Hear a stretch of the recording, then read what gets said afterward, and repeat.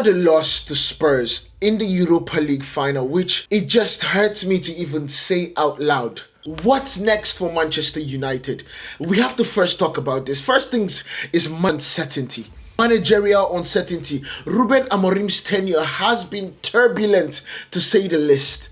It's been with mixed results and uncertainty over his long-term future. A lot of people lately, a lot of content creators I have watched lately after this loss has all of a sudden turned their tunes. All of a sudden are saying, I'm sure, but Ruben Amorim cannot be the manager in the next season. That is what this loss has definitely done. You understand? Ruben came out during the interview and said, if the board and the fans think I am not the right man for this job, I will walk tomorrow without any talk of compensation. And I like that about him. However, that is not the conversations we should be talking about. That is not the biggest pressing idea. Yes, I know he made a lot of mistakes in this final, but this is not the idea. This is not the Achilles heel for Manchester United. It truly is not. The club must decide at this point whether back Amorim with a full rebuild or seek a fresh start with a new manager. But I want to say this, if you choose to seek a fresh start with a new manager, the people that hired Amorim should be fired. I am saying this, if you choose to sack Amorim, understanding and knowing the fact of what this team was built as, and you firing Ten Hag and hiring Amorim, who is a total different kind of manager, and in terms of his system and his management style, those people that hired him needs to be fired too. And I'm saying this, nobody wants to talk about it. Amorim has emphasized that Champions League qualification is more important than winning trophy, highlighting the club's need for financial stability. That has definitely always been the thing going into this game. It has been the thing going into this game. Yes, we did not win it, but what we are looking at is we need the owners to now put in faith, put in their own coffers, put in their own money into this club. If not, we are on a free fall to a bottomless pit that we might not come back from. We are going on 15 years without being ourselves. We are going on Liverpool's streak of 30 years without a Premier League title. We cannot be doing that. We just can't. Now let's talk about the financial challenges. United faces 60 million loss in Marcus Rashford due to declining market value. That's one. Sir Jim Ratcliffe, who owns minority stake, has suffered a 6.5 billion drop in his wealth, impacting United's financial flexibility. When I say these situations, a lot of people do not want to listen to what I'm saying. But I want you to understand this. Not only has the regulatory board of who can buy teams failed Manchester United, they have failed Manchester United twice. Allowing the Glazers to put debt on Manchester United in the first place, that was the first time. Now, allowing someone that does not have the funds, because what we are looking at is that Sir Jim Ratcliffe does not have the funds to own Manchester United. He truly does not. And that is mind-blowing. That we make the same mistake twice in my lifetime. And with something so important as the owner of the biggest English side, you allow it to fall into the wrong hands twice. The club has implemented already cutting cost measures, including 250 jobs cut this last year and plans for 200 more redundancies. And right now we just lost, because of this final, lost over 130 million pounds because we lost this. 70 million pounds in TV revenue. Another 25 in sponsorship. Another 25 in whatever. It is mind-blowing that this is what it has come to. We had an opportunity in January to get Matthias Estelle. We chose not to because of 5 million in loan fees. No one wants to talk about this situation. But I guess that's why I'm here. That's the purpose I am here on YouTube. Because this is truly, it is true. We need it. Was a need. It's not a want at this point. We needed reinforcement in January. We needed attacking players to come on in this final, but had none. Had none. Missing out on the Champions League is significantly going to impact our abilities to invest in top tier players. We all knew that Bucharest was determined on if we won this league, if we won this Europa League. And guess what? We did not. And so what? He goes to Arsenal, I believe. This is somebody that would have been perfect for Ruben Amorim. It is somebody that has played with Ruben Amorim. It is someone that honestly scored 58 goals this season. Imagine if he scores half of that in Manchester United. He would be the best striker we have had in a decade. Scores half of what he did at Sporting. At this point, I don't care whether we have Champions League or we have that 130. You need Ineos. You need to go and get Gyökeres or get Osimhen, because if there's Liam Delap, I will lose my lid.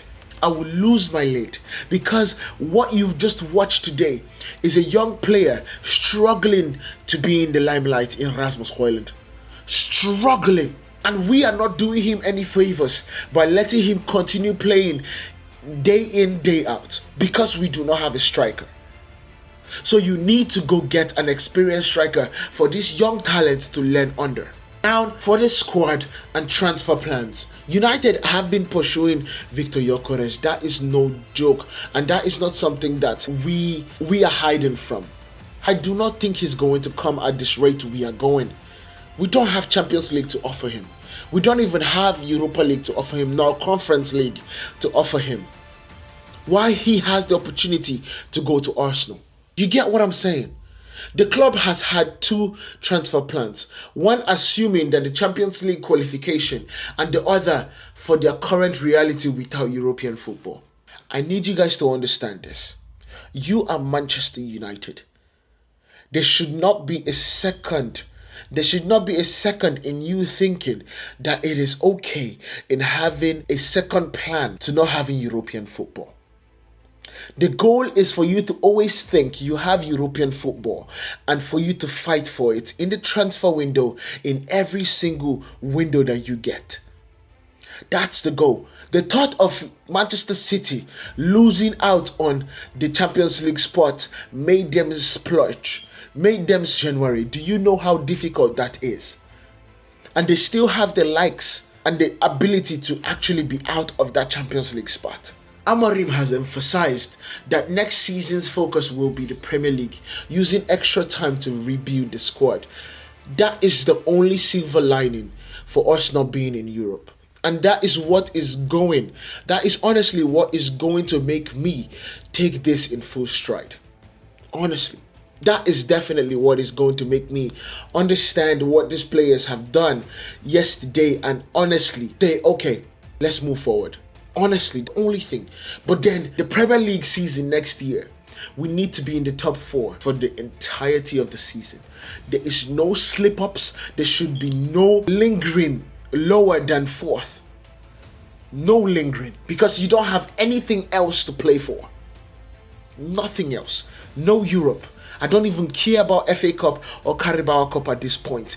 You need to be Premier League in the top 4 spaces, if not competing for the league next season. And that is coming with the summer signings, and you would have the time, 1 week straight, to train, to come up with a plan against the next opponent. For the love of Lord, for the love of God, do not make these fans look like fools supporting this team. We honestly cannot season of this debauchery. We just cannot. We cannot be bent over a table by this team and these players. Pause. Jesus. We just can't. The club is considering offloading high-wage players to free up funds for new signings. That is definitely what is going to happen. I think the likes of Luke Shaw should be finding his way out of Manchester United. We know Lindelof, Eriksen, Johnny Evans and Tom Heaton are all to be out. But we need to do more. I believe this might be the swan song for Casemiro. Onk has tried his best. He has given us 2 trophies. I'm fine with him going to Saudi and enjoying his life. In the wing position, Marcus Rashford, Jadon Sancho, Anthony, thank you. But what does that leave us with? It leaves us with a team that is bare to its bones, going on literally just 15 to 13 players. And that is where Ineos and the Glazers have come into play. Because the players that you bring in to replace those players have to be class players. They have to be players that are dynamic. They have to be players that are strong. They have to be players that are full of character. They have to be players that hate winning more than they love absent their wife when they go home. That is the players that you need. Those are the players that you need to replace this situation. It truly is. And for the plans of a stadium and new infrastructure, the 100,000 seating stadium, Old Trafford, just hold off on that, because the money that we need to put and rebuild this team has to be number 1 priority. It has to be. It truly has to be. The financial strain on missing out on Champions League revenue could affect these ambitious plans of building a stadium. And I understand that. The stadium's project aims to preserve Old Trafford's legacy while modernizing fan experience. Brother, this should not even be a focus right now. It just should not. The impact of losing in this Europa League final is something short of it's truly hard to see this way. Big men crying. Men did not even cry when a close family member lost his life. They are crying because of the love they have for this team and how bad this hurts. Losing to Tottenham Hotspur in the Europa League final means United will miss out on the Champions League football next season. There was a time where if we were second, that was a bad season. There was a time where if Manchester United mathematically could not get into the Champions League, the manager gets sacked. There was a time where Manchester United not doing a double was a bad season. There was a time where Manchester United would bring back 3 trophies in a season per season. All that time, all gone. Because out of Europe. The inconsistency in the last decade in playing in the Champions League is comical. It is comical. The absence of European competition will limit the revenue streams and make it harder to attract top talent. We have spoken about this already. Now let's focus on the ownership and leadership. Sir Jim Ratcliffe's influence is growing, but the financial setback has raised concerns about his ability to fund major projects. This is the second time they have done this to United. We had to buy the club outright and even have the funds to clear the debt the moment his signature goes on the paper. And we chose. You chose as a Manchester United fan to bail and now all of a sudden you buy a mansion for 1.2 billion, and you don't have the money to furnish the house? Oh my God. The Glazers family has reduced control that has led to uncertainty over long-term investment strategies. So that's one thing that we know. The Glazers are not going to put any of their money, nor have they ever put any of their money. But one thing I can assure you is that the club is navigating a power struggle between both stakeholders, which could impact decision making. That's the part that no one is talking about. Sir Jim Ratcliffe came into this club with 25.7 stake in this team. 27.7, I believe. But doesn't have control over anything. Yes, he might have control or surface level control of the football side of the team, but they still control everything. Joe Glazers is obsessed with Manchester United. He is on every call. He is on every decision in whether to spend or to remove. And one thing is that when you find that there are 2 kings of the jungle, those 2 would have to fight, because there can only be one person that leads the pack. And we are coming up to a civil war in the boardroom that I'm telling you is going to bring this club to its knees. It's already affecting decision making. This civil war is going to bring this club to its knees. Now, what's next? What must happen in this situation? United must decide, first things first, whether to stick with Amorim or appoint a new manager. The clubs needs to navigate financial difficulties while maintaining its competitiveness, because that is crucial. We need to maintain that. If not, the financial difficulties are just going to get worse. Their summer strategy will be crucial, shaping their future. This summer, has to be losing over 10 players, 10 to 15 players. And I believe we need a 30-man squad. And so it is left to you, Ineos and the Glazers, to reinvest in this club. And the stadium, yes, it might be a game changer, but it will definitely be slowed down with us not having Champions League. I am telling you that. Now, the question I have for every single person down in the comments, please comment down below. Are you backing Amorim or are you appointing a new manager? And if you are appointing a new manager, what manager would you like to see? Let me know what you guys think about this situation down in the comments. Make sure you guys hit that like button, subscribe so you do not miss anything that we do here. And it's definitely a promise to me, to you, that this content only get better, especially when you hit that subscribe. I'll see you guys in the next one. Peace.